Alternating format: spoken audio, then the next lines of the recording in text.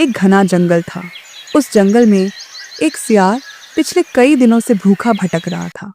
उसकी आंखें गड्ढों में धंस चुकी थीं और उसकी चाल में अब वह फुर्ती नहीं बची थी जिसके लिए सियार जाने जाते थे। न कोई शिकार हाथ लगा, न ही जंगल के शक्तिशाली जानवरों द्वारा छोड़ा गया कोई बचा खुचा मांस का टुकड़ा। पेट की भीषण भूख ने उसके शरीर को बिल्कुल बेहाल कर दिया था। हाय राम, ये क्या दिन आ गए हैं। 3 दिन, पूरे 3 दिन हो गए हैं और कोई मांस का टुकड़ा पेट में नहीं गया। अब तो मेरा शरीर पूरी तरह से जवाब देने लगा है। हर कदम एक पहाड़ चढ़ने जैसा लग रहा है। कहाँ गए वो दिन जब जंगल में बकरे और खरगोश मेरा भोजन बन जाते थे और हिरण का बच्चा तो बस मेरी एक झलक पाने से पहले ही मेरी थाली में आ जाता था। अब तो सब मेरी शक्ल देखते ही दूर भाग जाते हैं, जैसे मैं कोई चलता फिरता भूत हूं। लगता है आज भी भूखा ही सोना पड़ेगा और कल सुबह शायद उठने की ताकत भी ना बचेगी। भूख की असहनीय पीड़ा से जूझता हुआ सियार हिम्मत हारकर बिना किसी उद्देश्य के चलने लगा। उसकी आंखें जमीन पर टिकी थीं, मानो वह जमीन में से ही कोई भोजन खोज रहा हो। चलते चलते उसकी नजर अचानक सामने के खुले मैदान पर पड़ी। वहां का मंजर सामान्य जंगल से बिल्कुल अलग था। एक विशाल बरगद के पेड़ के नीचे एक साधु बड़ी शांति और स्थिरता के साथ बैठे थे और उनके चारों ओर कुछ गांव वाले अपनी परेशानियां उन्हें बता रहे थे। महाराज, मैं बहुत बड़ी विपदा में फंसा हुआ हूँ। पिछले 1 महीने से मेरी पत्नी बिना किसी बीमारी के रात रात भर जागती है, बेचैन रहती है, उसे बुरे सपने आते हैं। हम वैद्य के पास गए, ओझा को बुलाया, लेकिन किसी को कुछ समझ नहीं आ रहा। मेरा पूरा घर इस डर और चिंता की आग में झुलस रहा है। आप तो ज्ञानी हैं, तपस्वी हैं, आप ही कोई उपाय बताएं। वत्स, इतना विचलित क्यों होते हो? भय और चिंता ही असली कारण है। तुम्हारे घर पर किसी आत्मा का साया नहीं, बल्कि तुम्हारी पत्नी के मन में अशांत विचारों का बसेरा है। उसे अपने अंदर की शांति नहीं मिल रही। तुम आज से यह करो, यह नियम के पत्ते लो, इन्हें रात को एक साफ पानी के पात्र में डुबो देना और सुबह उस पानी को अपनी पत्नी को पिलाना। साथ ही उसे हर शाम 5 मिनट के लिए आंखें बंद करके ओम शांति का जाप करने बोलो। यह मानसिक स्थिरता और सकारात्मक ऊर्जा लाएगा। ईश्वर की कृपा सदा तुम पर बनी रहे। दया करें बाबा, मेरी विपत्ति थोड़ी अलग है। मैंने बहुत मेहनत की, शहर गया, अपना सब कुछ दांव पर लगाकर एक छोटा सा व्यापार शुरू किया था, अनाज और तेल का।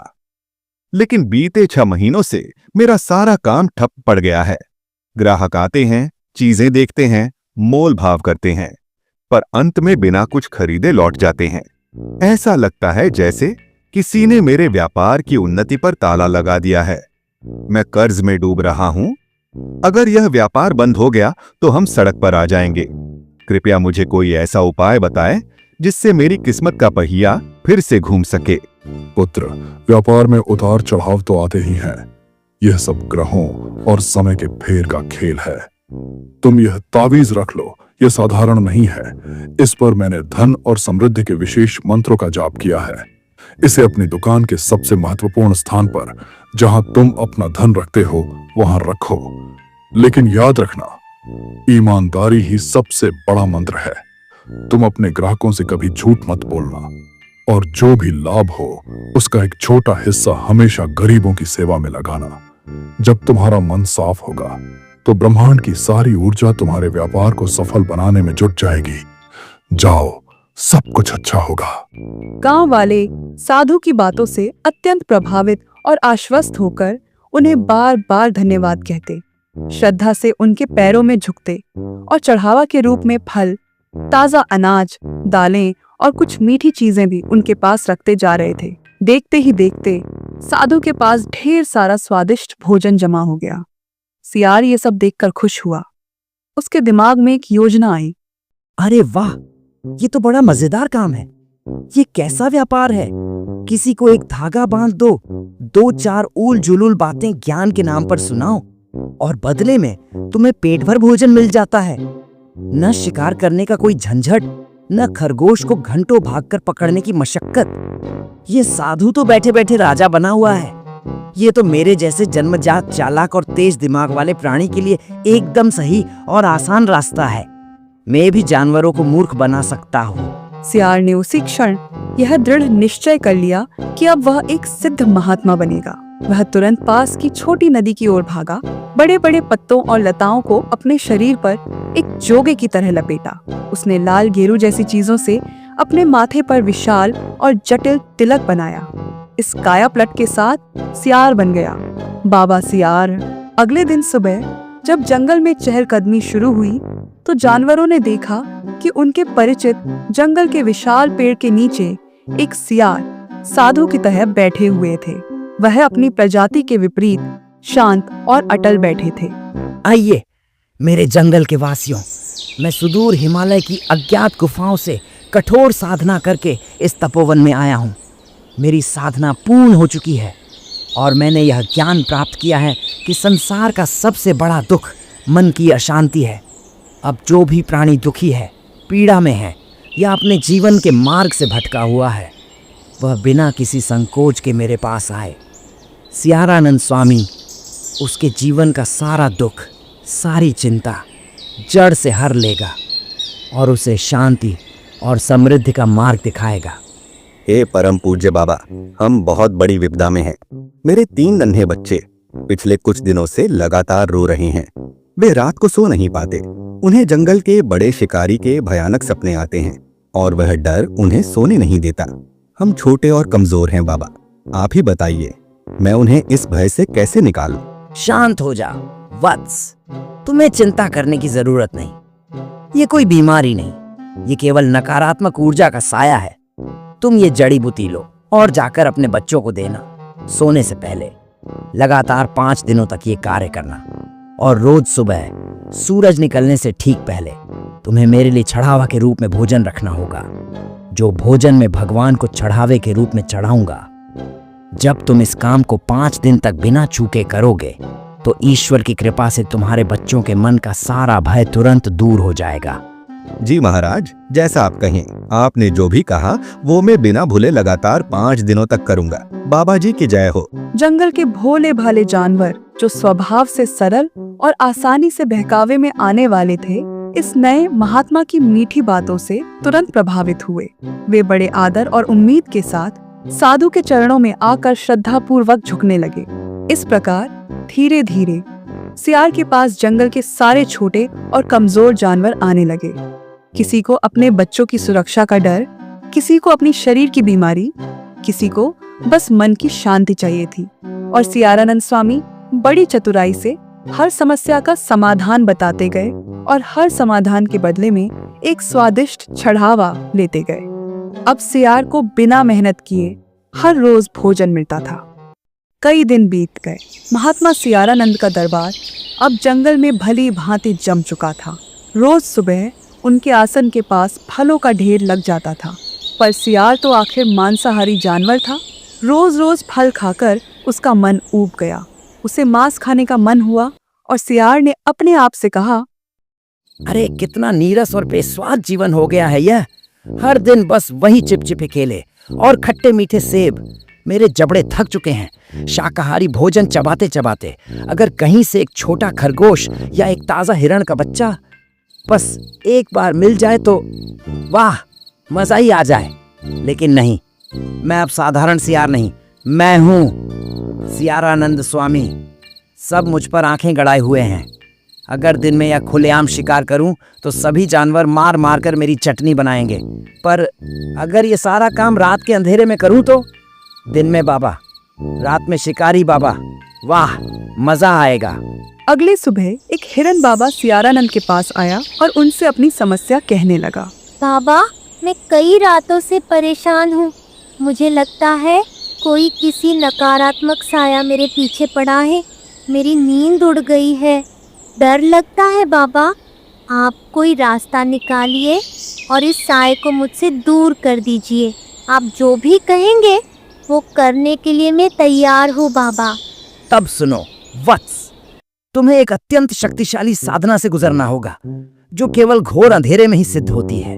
आज रात तुम यहाँ से दूर जंगल के पश्चिमी कोने में आना। वहां मैं तुम्हारे लिए हवन करूंगा। ताकि वो दुष्ट आत्मा का साया हमेशा के लिए तुम्हें तंग करना बंद कर दे। ये हवन पूरा होने के बाद कोई भी नकारात्मक साया तुम्हें और तुम्हारे परिवार को तंग नहीं कर पाएगा। पश्चिमी कोना, और वो भी रात में? बाबा, क्या वहाँ कोई खतरा तो नहीं होगा? वह जगह तो बहुत सुनसान है। धत पगले, जब सियारानंद स्वामी तुम्हारे साथ हो तो किस बात का डर? तुम निडर होकर आना और हम उस अंधेरी झाड़ी में प्रवेश करेंगे। मैं तुम्हें एक ऐसा अंतिम मंत्र दूंगा जिसे सुनते ही तुम संसार के सारे भय से मुक्त हो जाओगे। हिरण सहम गया, लेकिन बाबा की बात को इनकार नहीं कर सका। वो रात में सियार के साथ चला गया। सियार ने मीठी बातों से उसे बहलाया, घनी झाड़ियों के सबसे अंधेरे कोने में ले गया और फिर एक भयानक चीख हवा में गूंजी और तुरंत ही खामोश हो गई। भोला हिरण अपनी जान गंवा बैठा। अरे वाह, कितना आसान शिकार था। ये जानवर अपनी श्रद्धा में इतने अंधे हो जाते हैं कि साक्षात मौत को भी जीवन का मंत्र मानते हुए उसके पीछे चल पड़ते हैं। अब मैं इसी तरह रोज शिकार करूंगा और ताजा मांस खाऊंगा। एक के बाद एक कई जानवर सियार के बहकावे में आकर सियार का शिकार होने लगे। हर कोई सोचता कि महाराज की गुप्त साधना से उन्हें कोई दिव्य शक्ति प्राप्त हो रही है, लेकिन जंगल में एक प्राणी था जिसका स्वभाव भोला जरूर था, पर दिमाग बहुत तेज था। वह था गधा। उसे इन सारी घटनाओं पर शक होने लगा था। हर बार कोई न कोई बाबा के पास जाता है और फिर गायब हो जाता है। क्या ये योगी है या भोगी? अब बस सच्चाई का पता लगाना ही होगा। अगले दिन एक बकरी सियार के पास आई और सियार को अपनी परेशानी बताने लगी। सियार ने उसे भी बेहला फुसलाकर रात में हवन करने का सुझाव दिया और बेचारी बकरी सियार की बातों में आ गई। गधे ने ये सब देख लिया था। जैसे ही रात हुई, बकरी सियार के साथ घनी जंगल की ओर जाने लगी और गधा भी चुपके से उनका पीछा करने लगा। और बहुत देर चलने के बाद सियार रुक गया और हंसने लगा और बकरी से कहा, अरे वो मूर्ख बकरी, तुझे क्या लगा मैं कोई सच में साधु महात्मा हूँ? अरे मैं एक सियार हूँ और मैं इसी तरह रोज जानवरों को बेहला फुसलाकर यहाँ घने जंगल में लेकर आता हूँ और उनका शिकार करता हूँ। और आज तेरी बारी है। इतना कहकर सियार बकरी का शिकार करता है और मजे से उसे खाने लगता है। दूसरी तरफ गधा ये सब देखता और कहता है, ओह, धिक्कार है, ये साधु नहीं, ये एक शैतान है। इसने हमारे जंगल के भोले जानवरों को फंसाकर उन सभी को खा लिया जो इस पर भरोसा करते थे। ये ढोंग अब और नहीं चलेगा। अब वक्त आ गया है, इसे इसकी सजा मिले। सुबह होते ही गधा बिना किसी देरी के जंगल के सबसे न्यायी, शक्तिशाली और अनुभवी प्राणी हाथी के पास गया और सारी बात हाथी को बता दी। हाथी और गधे ने मिलकर ढोंगी सियार को फंसाने का प्लान बनाया। प्लान के मुताबिक गधा सियार के पास गया और जाकर सियार के सामने अपनी झूठी समस्या रखी। सियार अपने अगले शिकार को देखकर खुश हुआ और गधे को रात में हवन करने के लिए घनी झाड़ियों में आने को कहा। गधा तुरंत तैयार हुआ और जैसे ही रात हुई, गधा ढोंगी सियार के साथ चलने लगा। जैसे ही सियार उस जगह पर पहुंचा, गधे को देखकर सियार हंसने लगा और गधे से बोला, अरे गधे, तू बिल्कुल अपने नाम की तरह गधा है। मैं कोई महात्मा नहीं हूँ जो तेरा कष्ट दूर कर सकूं। मैं हूँ एक ढोंगी सियार जो बाबा बनकर इस जंगल के जानवरों को फंसाया और फिर उनका शिकार करके उन्हें खा लिया। और अब तेरी बारी, मैं तुझे भी खाऊंगा। अरे वो ढोंगी, तुझे क्या लगा सिर्फ तू ही प्लान बना सकता है? हम सब जंगल के जानवर मिलकर प्लान नहीं बना सकते। मुझे तुझ पर शक हुआ, तब मैंने तुम्हारा पीछा किया और तब मैंने देखा तुमने एक मासूम बकरी को मार डाला और ये बात मैंने हाथी दादा को बताई। हाथी दादा के साथ मिलकर हमने तुम्हें फंसाने का प्लान बनाया और तुम अपने ही जाल में फंस गए। और अब हम सभी जानवर मिलकर तुम्हें मौत के घाट उतारेंगे। सारे जानवर हाथी की अगुवाई में गुस्से से पागल होकर सियार पर टूट पड़े। उन्होंने उसे तब तक मारा जब तक उसके शरीर में कोई हलचल बाकी नहीं रही। सियार जो कुछ पल पहले खुद को महात्मा समझ रहा था, झूठ और लालच के कारण अपने ही भयानक अंत को प्राप्त हुआ। अगले ही दिन जानवरों ने मिलकर गधे का सम्मान किया, जिसने अपनी बुद्धिमत्ता और साहस से ढोंगी सियार का पर्दा फाश किया। इस कहानी से हमें ये सीख मिलती है कि झूठ का मुखौटा कितना भी सुंदर क्यों ना हो, एक दिन सच्चाई उसे फाड़कर बाहर आ ही जाती है। धोखे और लालच से अर्जित की गई सफलता का अंत हमेशा बुरा और विनाशकारी होता है।